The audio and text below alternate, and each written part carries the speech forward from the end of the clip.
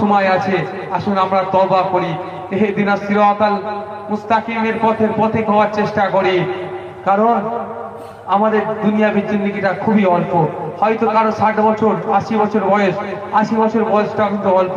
কারণ পরকালের জিন্দেগিটার কোনো শেষ নাই, পরকালের জিন্দেগির কোনো শেষ নাই, সেখানে কোনো শেষ আর নাই। সেই জিন্দেগি নিয়ে আমরা ভাবি, সেই জিন্দেগি কিভাবে কামিয়াব করা যায় সেটা নিয়ে একটু ভাবি। সেটা নিয়ে ভাবতে গেলে এই দুনিয়াবী ফিতনা ফাসাদকে আমরা বর্জন করি, সব সময় এই ফিতনা থেকে দূরে থাকার চেষ্টা করি। কারণ এই ফিতনা মানুষকে দুনিয়াবী কাজে নিমজ্জিত করবে, আখিরাত থেকে দূরে থাকার চেষ্টা করবে। কারণ হাদিস শরীফের মধ্যে এসেছে, কিতাবুল ফিতান অধ্যায়ের মধ্যে এসেছে, এই ফিতনা এমন আখিরি জামানায় এমন ভাবে ফিতনা ধারণ করবে, দূরে একটা অশান্তি চলছে, একটা ফিতনাবাজি চলছে, সেখানে আপনি তাকিয়ে থাকবেন, আপনাকে টেনে নেবে। আবার বাবুল ফিতানের মধ্যে হাদিস শরীফের মধ্যে এসেছে, একটা ব্যক্তি ঘুমাচ্ছে আর একটা ব্যক্তি জেগে আছে। ঘুমানো ব্যক্তি, জেগে থাকা ব্যক্তির থেকে ঘুমানো ব্যক্তিটা উত্তম। সেই সময় কিন্তু এসে যাচ্ছে, যে সময়ের কথা বলা হচ্ছে হাদিসের মধ্যে, সেই সময়টা প্রায় চলছে এখন। কারণ এখন দেখুন, আপনি রাস্তা দিয়ে যাচ্ছেন, কোনো জায়গায় সমস্যা হয়েছে, আপনি ছাড়ানোর জন্য দাঁড়াচ্ছেন, ছাড়ানো তো দূরের কথায় আপনি সমস্যার মধ্যে পতিত হয়ে যাচ্ছে। কারণ হাদিস তো আজ থেকে 1400-1500 বছর আগে হাদিসের মধ্যে নবী পাক সাল্লাল্লাহু আলাইহি ওয়াসাল্লাম ঘোষণা করে দিয়ে গেছে যে আখেরি একটা এমন সময় আসবে, সেই সময়ে ফিতনার দিকে তাকালে ফিতনা টেনে নেবে। সুতরাং আমাদের সম্মুখে যখন ওই সময় এসে গেছে, আমাদেরকে বেশি বেশি তওবা করতে হবে, বেশি বেশি আল্লাহ রাসূলের দেখানো পথের দিকে আগাতে হবে, বেশি করে নামাজ পড়তে হবে, রোজা রাখতে হবে। 1 মাস রোজা রাখতেই হবে, সাথে সাথে নফল রোজা রাখতে হবে, দান খায়রাত করতে হবে। গ্রামে মাঝে মধ্যেই হাফেজদেরকে দিয়ে খতম করিয়ে, কোরআন শরীফ খতম করিয়ে মিলাদ দিতে হবে, যাতে করে এই গ্রামের কবরবাসী যারা হয়ে গেছেন তাদের আত্মার শান্তি পায়, এবং যারা আছেন তাদের ভবিষ্যৎ যাতে ভালো হয় সেই নিয়ে চিন্তা ভাবনা করতে হবে। দাদা হুজুর পীর কেবলা রহমাতুল্লাহ আলাইহি তার ওসিয়াতের মধ্যে বিভিন্ন বিষয়ে আলোচনা করে গিয়েছেন। আলোচনার মাধ্যমে একটা বিষয় খুবই ভালোভাবে, কঠোরভাবে বলে গিয়েছেন, গজলের বিষয়ে। গজল ইসলামের সূচনা লগ্নে কিন্তু গজল ছিল। পরে দাদা হুজুর পীর কেবলা রহমাতুল্লাহ আলাইহি গজলটাকে আবার দুটো ভাগ করেছে, একটা হচ্ছে শরীয়তি গজল, একটা বেশরীয়তি গজল। এখন অনেক ক্ষেত্রে দেখবেন রাগ রাগিনী নাই, অর্থাৎ জ্ঞানের সুরে গজল হচ্ছে, হয় কি হয় না ভাই বলুন? সেটা কঠোর হারাম, আপনার সেটা থেকে পরহেজ থাকবেন। এবং যে স্টেজে ওই রকম গানের নাই গজল হবে, সেগুলোকে আপনারা প্রতিহত করার চেষ্টা করবেন, সেখানে বন্ধ করার চেষ্টা করবেন। যেখানে হারাম কাজ হবে সেখানে আল্লাহর গজল নাজিল হবে। আমরা সবাই দাদা হুজুর পীর কেবলা রহমাতুল্লাহ এর মতদর্শের বিশ্বাসী।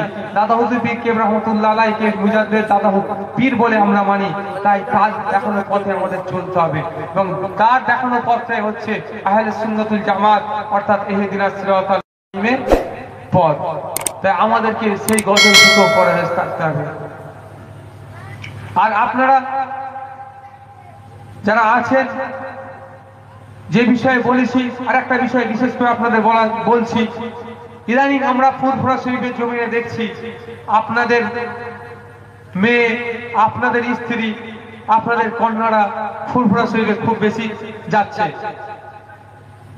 আলহামদুলিল্লাহ, ভালো জিনিস। পীর আম্মাজানদের কাছে গিয়ে সবক নিচ্ছে, কিন্তু দুঃখের বিষয় বিহায়া মতো যাচ্ছে। বিহায়া বললাম কেমন? বোরখা ছাড়া, হিজাব ছাড়া তারা যাচ্ছে। ওই জন্য আমি ডিসাইড করেছি, আমি যেখানে যাব সেখানে গিয়ে এটা আপনাদের উদ্দেশ্যে বলবো, আপনি আপনার পীরের দরবারটাকে কুলসিত করবেন না, আপনি আপনার পীরের দরবারটাকে নোংরামিতে ভরপুর করবেন না। কারণ আপনার পীর, আপনার যে আজকে দাড়ি, টুপি, জুব্বা, হজ, যাকাত, নামাজ যা পেয়েছেন সবই আপনার পীরের অবদান। কারণ আপনার পীরের ইতিহাস খুলে একটু দেখবে, আপনার পীর গরুর গাড়িতে চেপে ফুরফুরা শরীফ থেকে এই ডায়মন্ড হারবার কেন, ফুরফুরা শরীফ থেকে আপনার শিলিগুড়ি ফুরফুরা শরীফ থেকে ত্রিপুরা, ফুরফুরা শরীফ থেকে আসাম, ফুরফুরা শরীফ থেকে মেঘালয় পর্যন্ত এই গরুর গাড়ি করে চেপে গিয়ে সেখানে ইসলামের দাওয়াত দিয়েছে, সঠিক ইসলামটাকে মানুষের কাছে ছড়িয়ে দিয়েছে। তাই সেই পীরের দরবার যাতে কুলসিত না হয়, সেই পীরের দরবার যাতে অপমানিত না হয়, সেই দিকে লক্ষ্য রাখা দরকার আপনাদের। আপনার মা, বোন, বেটি, কন্যাকে আপনি নিয়ে যাচ্ছেন ফুরফুরা শরীফে, নিয়ে যান, পর্দার সহিত নিয়ে যান, সেখানে নিয়ে গিয়ে কোনো পীর আম্মাজানের কাছে বসান, তার কাছ থেকে তালিম নেন এবং সেখান থেকে গাড়ি করে চাপিয়ে আবার আপনার বাড়িতে নিয়ে আসেন। তা না করে কি করছে, গিয়ে মার্কেটিং করছে। মেয়েরাই দেখছি হালুয়া মনসুর মিঠাই কিনছে। বুঝতে পারছেন না? আপনার গ্রামের মেয়ে যায় কি বলতে পারছে না, সেটা তো জিজ্ঞাসা করা হয় না যে কোন গ্রাম থেকে এসেছেন। কিন্তু আপনাদেরকে লক্ষ্য রাখা দরকার, ওটা আপনার পীরের দরবার। কারণ নাহলে অন্যান্য পীরের দরবারে যখন বেশরিয়াতি কাজ হয় আমরা আগুন তুলি না, বলি না ওই দেখো ভণ্ড পীরের দরবারে কি হচ্ছে, ছেলে মেয়ে এক জায়গায় হই হই করছে, বলি কি বলি না? তাহলে আপনার পীর হক পীর, তার দরবারে যদি এইরকম বেশরিয়াতি কাজ চলে, আপনার দেখা কর্তব্য নয়। কারণ আপনি দাদা পীর রহমতুল্লাহ আলাইহির রুহানি সন্তান, আপনারা যেমন জিসমানি সন্তান, আপনারাও রুহানি সন্তান, আপনাদেরকে সেদিকে খেয়াল রাখতে হবে। তাই আপনাদের উদ্দেশ্যে বলছি, আপনাদেরকে আপনারা নিয়ে যান আপনাদের কন্যা, মেয়ে, মাকে, বেটিকে, কিন্তু পর্দা করে নিয়ে যান, যাতে ওই মার্কেটিং হালুয়া মনসুর মিঠাই না কিনে পীর আম্মাজানদের কাছে বসান। এখন আমাদের 3 পীর আম্মাজান আল্লাহ পাক হায়াতে আছে, তাদের কাছে বসান, তাদের কাছ থেকে সবক নিয়ে আসেন। দরকার পড়ে 3 মাস ছাড়া, 6 মাস ছাড়া নিয়ে যান, নিয়ে গিয়ে সবক নিয়ে আসেন, তাদেরকেও তালিম করতে বলুন। কিন্তু গিয়ে ফুরফুরা শরীফের সুন্দর পরিবেশ যাতে না নষ্ট হয়, সেদিকে আপনাদের খেয়াল রাখতে হবে। নিয়ে গিয়ে ফুরফুরা শরীফের সুন্দর পরিবেশ নষ্ট হয়ে যাচ্ছে, এটা কিন্তু কালকে আমাদের ময়দানে আপনাকে দাদা পীরের সামনে দাঁড়াতে হবে। সাথে সাথে আমি পড়ে যাব, এটাকেও আপনাকে আমাকে লক্ষ্য রাখতে হবে।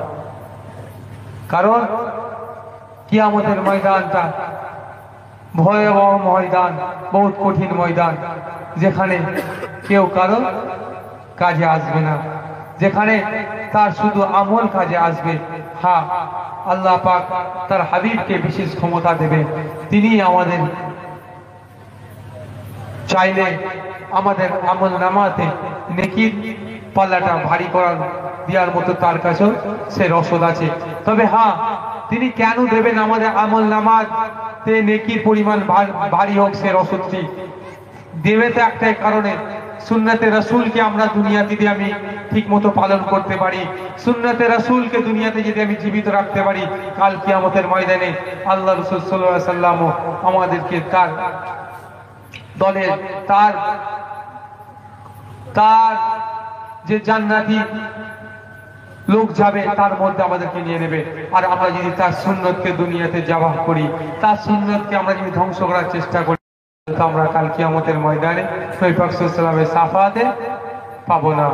তা আমাদেরকে নবী পাক সাল্লাল্লাহু আলাইহি ওয়াসাল্লামের শাফাআত পেতে গেলে আমাদেরকে নবী পাক সাল্লাল্লাহু আলাইহি ওয়াসাল্লামের দেখানো পথ অবলম্বন করতে হবে, তার সুন্নতকে জিন্দা করতে হবে, বিভিন্ন পদ্ধতিতে সুন্নতকে জিন্দা করতে হবে।